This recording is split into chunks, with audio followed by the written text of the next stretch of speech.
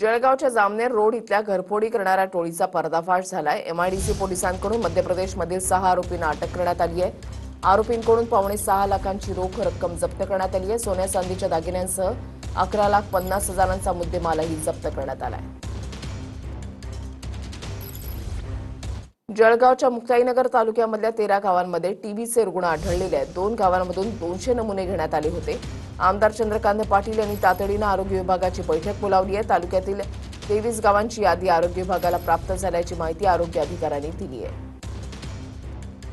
मुक्ताईनगर 13 गावामध्ये टीबीचे रुग्ण आढळल्याच्या संदर्भामध्ये आपल्याकडे जे रिपोर्ट आले त्या आधारावर टीबीचा प्रसार होणे त्याचा फैलाव होऊ नये म्हणून आपण ही मीटिंग घेतलेली आहे। ऑलरेडी त्या दृष्टीने आरोग्य विभागाने काम चालू केलं। काही ठिकाणी आरोग्य विभागात त्याच्या स्थळ निरीक्षण करून तिथे जाऊन तिथे कॅम्प घेतलेले आहे आणि त्या 14 वर्षाच्या वरील प्रत्येकाचे त्यांनी तिथे नमुने घेतले, एक्सरे केलेला आहे।